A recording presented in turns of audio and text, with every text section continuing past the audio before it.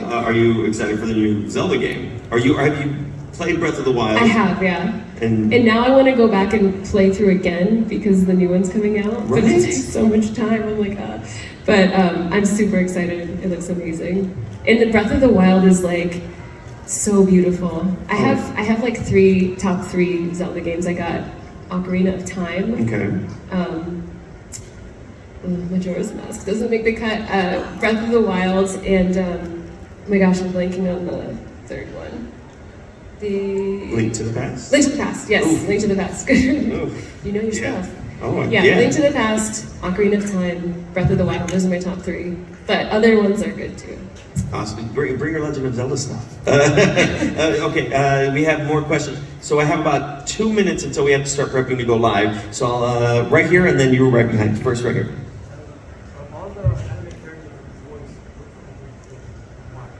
Ooh, I can't pick a favorite. I do like different characters for different reasons.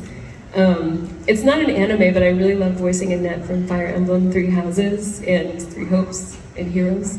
She's super fun because she sings little weird songs, which I like to do in real life, so I can relate to her a lot, so that was fun. Right there, right there. What's your question? My favorite episode of Demon Slayer? Oh, that's such a hard question. I have a few. So I really like the first episode because I love the moment when Tanjiro is trying to fight Nezuko and he's got his sword in her jaws and she's attacking him, and then she realizes what she's doing and she starts to cry. That moment just gets me every time. So episode 1, I love episode 19 because the fight with Rui is really intense and I get to do my blood demon art. And then in the entertainment district arc, I don't know the number of the episode, but the episode where Daki and her brother lose the fight and like they're going off to hell. It's so sad. Oh my god. It's so hard to choose. There's so many good ones. Do you have a favorite? Yeah, you. No? You like all of them? Good answer. That is a very good use that answer, as my answer too? All of them. Let's see. We have another question right up here. What's your question? My question is, how do you see Nezuko evolving from the first episode to like the most recent? How do I see Nezuko evolving from the first episode to the most recent episodes? She's getting much better and stronger? I think she is getting stronger. I think in the first few episodes, she's sleeping a lot. She's kind of gathering her strength. I think she's getting stronger, and I think it's cool. One of my favorite things about Nezuko is that she can transform. Like she can be little chibi Nezuko or like big buff Nezuko. It's really fun to see her many different forms. And you can see how strong she's getting through her new techniques that she's doing. Like when she gets her limbs severed and can just regenerate those. So yeah, I think it's cool to see her get stronger. So far, we'll see what happens from now. Have to wait for the new season. We can take one more question before we go live. Way back there, really quickly. You're gonna have to speak real loud. What's your name and your question?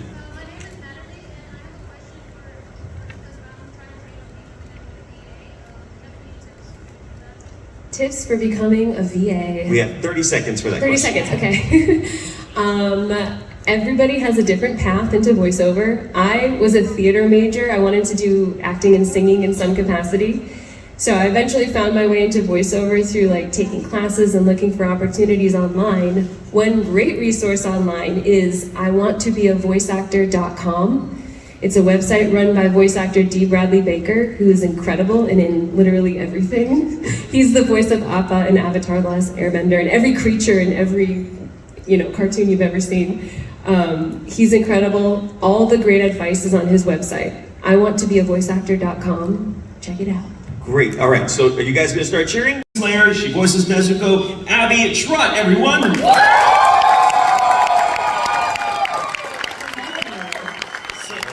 Tell us a little bit, how exciting is it to be part of this amazing anime Demon Slayer? It is so exciting. It's one of the most life-changing roles that I've gotten the opportunity to do.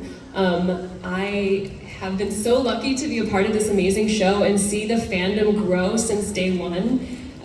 When I found out that the show was a thing, I auditioned in the beginning and I knew what it was. I was like, this looks like a cool anime, the manga's really popular, I can't wait to watch it. And then I got the opportunity to be a part of it.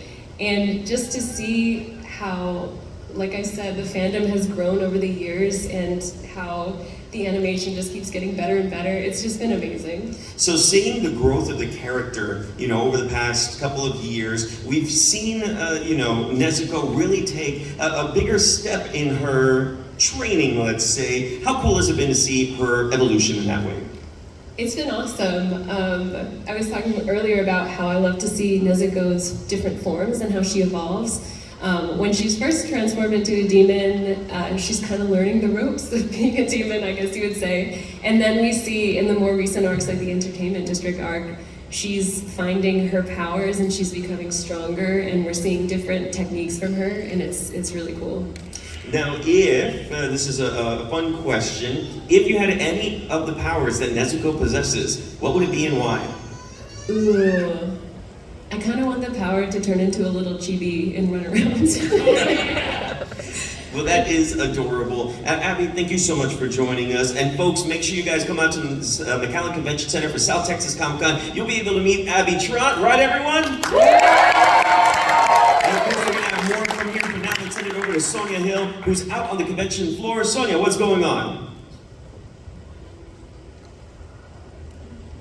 Awesome, guys. Thank you so much for that. All right, we're going to continue with the panel. Thank you very much. Okay, so what first got me into anime, I would run home from school and watch Pokemon, the original Pokemon. I was a huge fan. I watched Dragon Ball and Dragon Ball Z. And then I would watch Adult Swim, and there was Inuyasha, which I was obsessed with. Rurouni Kenshin. I bought the CD soundtracks for these shows. I was obsessed. Those are a few. For movies, my favorite movie is Princess Mononoke. Ooh. I also am a fan of classics like Ghost in the Shell and Paprika and Millennium Actress. Anyone Satoshi Kon fans here? No? Oh, okay, over there, yeah. Yes. Now, you brought up something really cool. If you had the power to control the Demon Slayer world, what Pokemon would you give Nezuko? That's a hard question because my personal favorite Pokemon is Larvitar. I'm obsessed with Larvitar. Really? Yes. I have a very large Larvitar collection of plushies and little figures and stickers and anything you can think of. I have a custom Larvitar hat and custom Larvitar shoes. I love that. It's a real thing. So I would give Nezuko a Larvitar just because I'm biased. But I think maybe a Jigglypuff would be cute, or because she's pink, Yeah. Or I saw somebody do art with Nezuko and Gardevoir, which was kind of rad. And then there's Mudstomp, who has the same hair coloring as her, so that could be fun too. That would be cute. I like those. I like all of those Pokemon. That works. We have a question right back there. Yes, name and question. Oh, he's gonna stand. Where are we? Okay. I'm Jace, and I wanted to get your opinion, because it's not really fair to compare Demon Slayer to other anime, but in comparison to family and brother-sister relationships, there's Full Metal Alchemist with Ed and Al, there's Gurren Lagann, and just to say that those family ties are really central to the narrative. Do you feel like if Nezuko was able to talk, really be able to kind of be there throughout the narrative, more in episodes, not just kind of sleeping in the box, and this is just a harsh on the narrative any, but would you have wanted her to maybe be a more central character? So it's not just kind of feeling like Tanjiro is the main character, and I'm sure more in the narrative, farther in the manga, she's gonna really be able to express herself more. But how do you feel so far that really Tanjiro has had the spotlight and she could have been maybe more central character she has been able to express herself throughout the narrative so far? Yeah, that's so. I guess because she's not as central of a character. She's the central motivation, but she's not the central character. Did you still feel for that bond? I guess that brother and sister bond.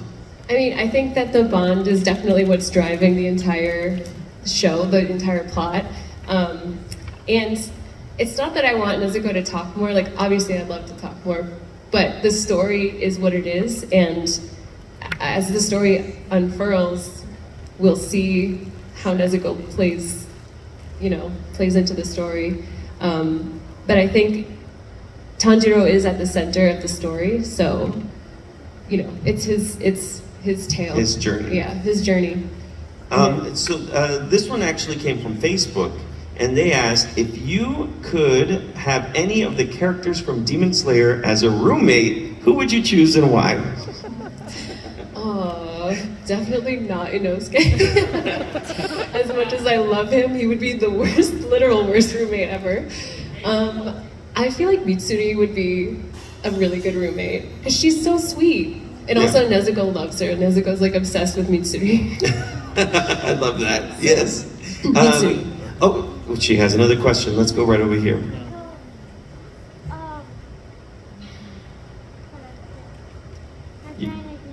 You forgot it?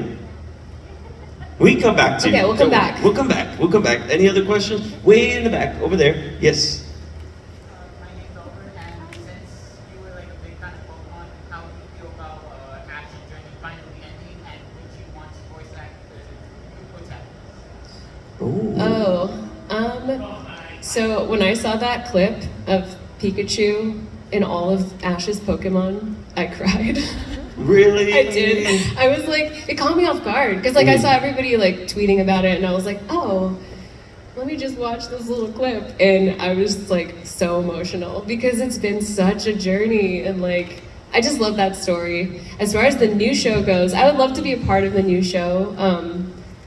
I can't say if I'd be a protagonist or not, but like just a part of Pokemon would be fun because I'm a fan.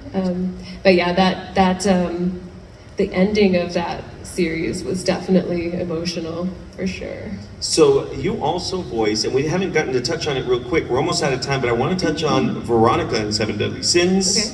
Okay. How was it working on that show? Because that show had a huge manga fan base before the show premiered. How has it been working on that show? Yeah, so it's funny because that was one of my first few anime gigs ever. Really? And I didn't know how popular the show or the manga was. And also Veronica isn't in it a ton, so I didn't think people would really care too much about my character, to be honest. I was like, yeah, she's cool, but she's not like the main, character. But people love Veronica, so it's been cool to have people come up to my table and like, they're like, oh, you voiced Veronica? And I'm like, it caught me off guard. Yeah. So I'm surprised that people will remember that and recognize her, but it's awesome. So she's a little more tomboyish, Yeah. while we would say that Nezuko is a little, as rough and tough as she is, she's a little more girly. Who do you feel like you associate a little more with? I feel like I'm a little bit tomboyish. I grew up with two brothers, so that definitely has affected my feminine demeanor. I'm rocking a dress today though, so that's feminine. No, I have both sides to me for sure, and I think Nezuko does too, like you said. Yeah. She's got the polite, feminine side, and then she's got the butt-kicking feminine side. And Veronica, I would say like Veronica is a little bit more like Machi from Hunter x Hunter, where she's a little bit more, she's got like her guard up, I would say. I don't know if it's tomboy so much as she's just got kind of a wall between her and the outside world. She's a tough cookie. So yeah. Did you remember your question? She remembered her All question. right. Last question, go ahead. Mulan Train, where Tanjiro's dream was about him back with his family, how did you feel that you saw him interacting until he had to go back to the real world? Oh, good question. So how did she feel when she was voicing the scene when Tanjiro was asleep and saw his family and interacting with his family? man, that scene is so sad because obviously we know what happens to the family. So it's very emotional, just like even just watching that and seeing and knowing that he has to go back to reality without his family. It's pretty hard, but I think I love Demon Slayer because it goes to those places that are really tough, and you know, we all lose people in our lives. We've all lost someone, and we can all relate to that, and so we can all feel his pain. And I love that this anime isn't afraid to go there, and it does so beautifully. That's how I feel about it. Well, we absolutely love that you're in the anime, and we're so glad that you could be here today. And of course, if you want to see just a bit more of Abby Trott, all you have to do is go over to her booth. She'll be there. And of course, she'd love to say hi. Everyone, give it up for Abby Trott!